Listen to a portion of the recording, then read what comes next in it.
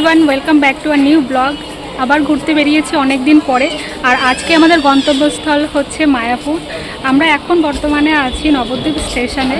তো এইখান থেকে যাব মায়াপুরের উদ্দেশ্যে। এসেছি আমরা শিয়ালদা থেকে, আর আমাদের সাথে যাবে বাবা মামনি। তো ওরা আসছে রামপুরহাট থেকে। তো এখনও ওরা এসে পৌঁছায়নি, আর একটু পরেই পৌঁছাবে। তারপর আমরা একসাথে বেরোবো মায়াপুরের উদ্দেশ্যে। এই যে মামনি চলে এসেছে।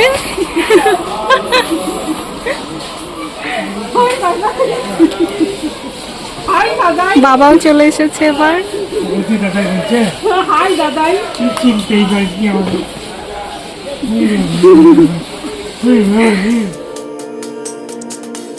এখন টোটোয় ওঠা হচ্ছে। টোটোয় করে আমরা ঘাটে যাব, নবদ্বীপের যে ঘাট, সেখান থেকে স্টিমার বা নৌকা যেটা আছে সেটা ধরে মায়াপুর।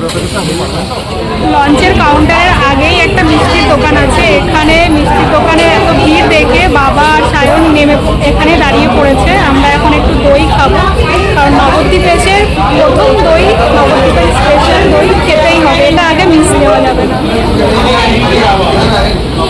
এখন পৌঁছে গেছি মায়াপুর লঞ্চের এখানে। এখানে 10 টাকা। আর এইদিকে হচ্ছে স্টিমারটা দাঁড়িয়েই আছে।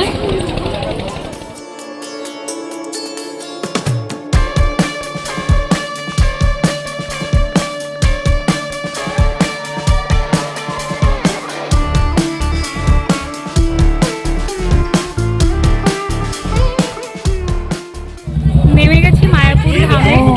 আর নেমেই চান্দির তিলক টানা হয়ে গেছে, মামুনির হয়ে গেছে।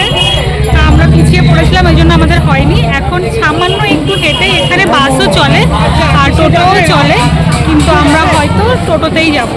এই যে বাস গেলে বাসগুলো এখানে দাঁড়িয়ে আছে, কিন্তু আমরা টোটোয় যাব। তাই আর একটু হেঁটে গিয়ে সামনে টোটো স্ট্যান্ডটা।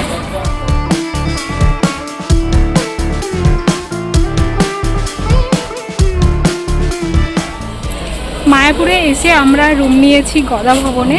তো এখন আমরা যাচ্ছি গদা ভবনের দিকে। অ্যাকচুয়ালি চন্দ্রোদয় মন্দিরের সামনে দিয়েও যাওয়া যায়, তো ওখান দিয়ে আমরা যাইনি। টোটোওয়ালা বললো 4 নম্বর গেট দিয়ে গেলে একটু ভালোই হবে। তো 4 নম্বর গেটে আমাদেরকে নামিয়ে দিয়েছে। এখন আমরা যাচ্ছি গদা ভবনের দিকে। এখানে 3 নম্বর গেট আছে, সেটাও বরাবরই বন্ধই থাকে। আর 2 নম্বর গেট দেখলাম খোলা আছে, কিন্তু তাও জানি না। টোটোওয়ালা আমাদেরকে 4 নম্বর গেটেই নামালো, হয়তো এখান থেকে ইজি হবে। এই যে এদিকে সানভি ভেবেছিল দাদাই ঠাম্মামের সাথে দেখা করতে যাওয়া মানেই রামপুরহাট যাচ্ছে।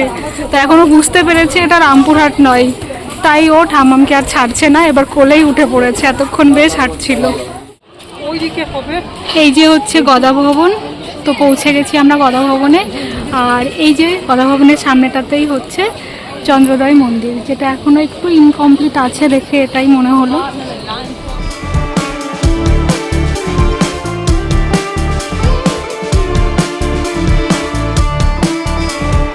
গদা ভবনের রুমগুলো খুবই সুন্দর। এই যে মাঝখানে একটা উঠোন টাইপের, আর এইটা হচ্ছে আমাদের রুম ট্যুরটা দিয়েই দিই।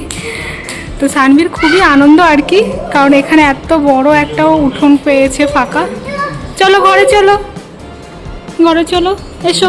এটা আমাদের রুম। এটা হচ্ছে নন এসি 4 বেডের রুম। তো এখানে ডবল করে বেড দেওয়া আছে, ওগুলো টেনে নিয়ে তাহলে 4টে বেড হয়ে যাবে। একটা টেবিল, চেয়ার, এখানে খাওয়ার জল। আর এই যে রুমটা খুবই সুন্দর, এমনিতে প্রচুর বড়। এদিকটা বাথরুম, আর এখানে একটা গীতা দেওয়া আছে, হিন্দিতে একটা, বাংলাতে একটা। সানভি সব থেকে আনন্দ, কারণ এইখানে খুবই ফাঁকা ফাঁকা জায়গা। এখন রুম লক করে আমরা চলে যাচ্ছি খেতে। টিকিট করা হয়ে গিয়েছিল, বাবা আর মামনি গিয়ে প্রথমে টিকিট করে নিয়েছিল। আর এই যাওয়ার সময় এখন খুব বৃষ্টি নেমে গেছে। যখন এসেছি তখন প্রচণ্ড রোদ্দুর ছিল, ভেবেছিলাম যে এত রোদ্দুরে খুবই গরম লাগবে, কিন্তু আবহাওয়াটা সত্যি খুব মনোরম করে দিল। আর এখানেই মাঝখানে যে ফাঁকা ফাঁকা, আর মাঝখানে এরকম পদ্ম ফুল মতন দেওয়া আছে। বাইরে প্রচণ্ড বৃষ্টি হচ্ছে, মোটামুটি ভিজতেই আমরা চলে এসেছি খাবারের এখানে। তো এখানে খেতে দেওয়া হচ্ছে, আমাদের কুপন নিয়েছে। তো এই লাইনটা পেরিয়ে সামনে খাবার নেব।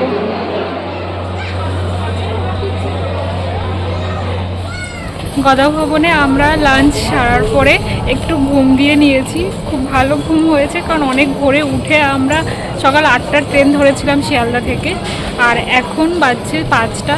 তো এই সময় বেরিয়েছি আমরা এই চন্দ্রোদয় মন্দির দর্শনে, জাস্ট পিছনে। তো যাচ্ছি, খুব ভালো করে দেখাবো। গদা ভবন থেকে তো পরিষ্কার দেখা যাচ্ছে, কিছু ছবিও তুলেছি। মানে এইগুলোই হচ্ছে গদা ভবন, গদা ভবনের যেটা ব্যারিকেড, ভিতরে হচ্ছে রুম, আর এই হচ্ছে চন্দ্রোদয় মন্দির। মানে এতটাই কাছাকাছি, মাঝখানে শুধু রাস্তা আছে।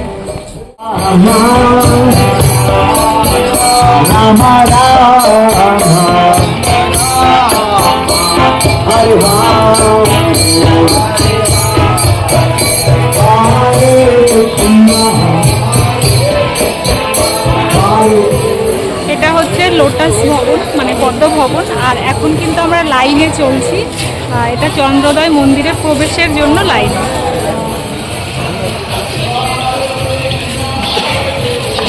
আমরা চন্দ্রোদয় মন্দিরের মধ্যে ঢুকে গিয়েছি, আর এটা কিন্তু পুরো আন্ডার কনস্ট্রাকশনে আছে, এখনো কমপ্লিটই হয়নি, এই জন্য রাস্তাগুলোর অবস্থাও এইরকম।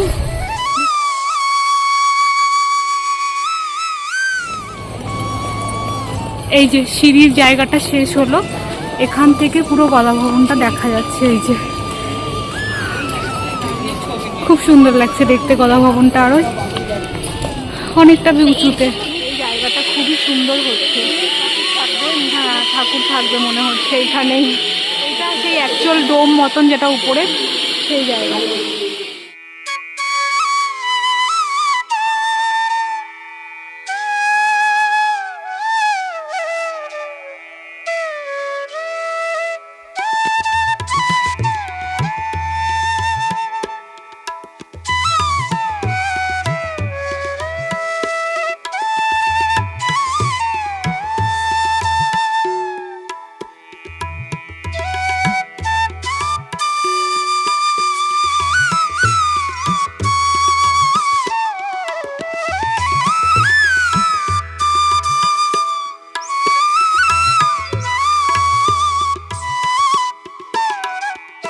আমরা এই মন্দিরটা দেখার পরে, মানে চন্দ্রোদয় মন্দিরে দেখার পরে, এখানেও কিন্তু একটা চন্দ্রোদয় মন্দিরই লেখা আছে, আর ভিতরে রাধা মাধব আছেন আর শ্রী চৈতন্য দেব আছে। তো এতক্ষণ আমরা ভিতরেই ছিলাম, ওখানে খুব আরতি হচ্ছিল, দারুণ ভালো লাগলো। ভিতরে একটা শপিং মল টাইপের আছে, খুবই সুন্দর জায়গা, কিন্তু ভিতরে কোনো মোবাইল অ্যালাউ নেই, জুতো অ্যালাউ নেই, সেই কারণে ভিতরে কোনো রকম ভিডিও করতে পারিনি। এখন দেখে এসে আমি জাস্ট তোমাদেরকে জানাচ্ছি।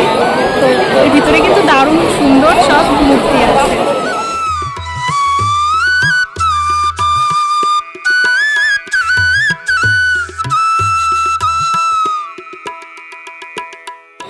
ভিতরে এইরকম সব মূর্তিগুলো আছে, এখানে দেখা যাচ্ছে স্ক্রিনটাতে, আমি জাস্ট জুম করে দেখাচ্ছি। এই যে শ্রী চৈতন্য দেব, আর এই দিকটা আছে শ্রী চৈতন্য এক্সিবিশন, ওটার মধ্যে শপিং মল টাইপের, খুব সুন্দর সুন্দর জিনিস আছে, প্রচুর পুজোর জিনিস আছে। আর এখন যেটা দেখতে পাচ্ছেন এইটা হচ্ছে রাধা মাধব, রাধাকৃষ্ণ আছে সখীদের সাথে, আর আছে নরসিংহদেবের মূর্তি, নৃসিংহদেবের মূর্তি। তো ওটাও দেখতে খুবই সুন্দর লাগলো। ভিতরে একদম মানে ভগবানের নাম করছে সবাই সারাক্ষণ, খুবই ভালো লাগছে। এই যে সারাক্ষণ নাচ গান হচ্ছে, দারুণ ভালো লাগছে। ওই চেকপোস্টের ওখানে, আর এই যে হচ্ছে জেন্টস লেডিস লাইন, এই যে লম্বা এখানে লাইন ছিল এতক্ষণ, খুব ভিড় ছিল, সবাই এখন বেরিয়েছে। আর সামনে শেষের দিকে একদম শু স্ট্যান্ডটা, এখানে জুতো রাখতে হবে আর ব্যাগ নিয়ে, আর এই দিকটাতে লাইন দিয়ে মোবাইল রাখতে হবে। মোবাইল রাখার জন্য কিন্তু পার মোবাইল 5 টাকা করে, আর জুতো রাখা কিন্তু ফ্রি।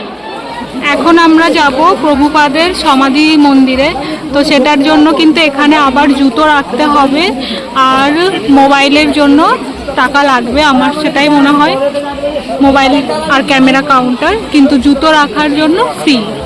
এই যে ফ্রি শু স্ট্যান্ড, কিন্তু এদিকে কিন্তু মোবাইল রাখার জন্য টাকা লাগবে, 5 টাকা করে তখন নিয়েছিল।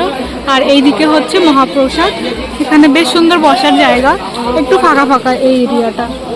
তারপর এই দিক দিয়ে এন্ট্রি পথ, আর এই দিকে হচ্ছে মন্দিরটা।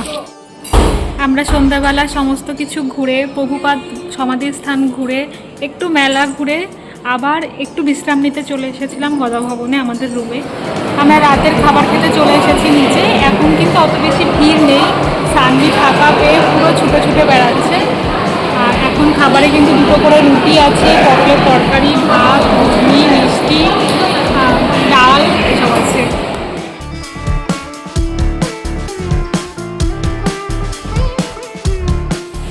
আজকে সারাদিনের মতন মায়াপুর ঘোরা কমপ্লিট হলো। আর রাতের খাবারটাও বেশ ভালোভাবে খাওয়া গেছে, আর সানভিও খেয়েছে। ওটাতেই শান্তি যে বাচ্চা খেলে মায়ের শান্তি। আর আশা করি কালকে সানভি আর জ্বালাতন করবে না খাবার জন্য, কারণ ও অভ্যস্ত হয়ে যাবে যে এই খাবারই পাওয়া যায় এখানে।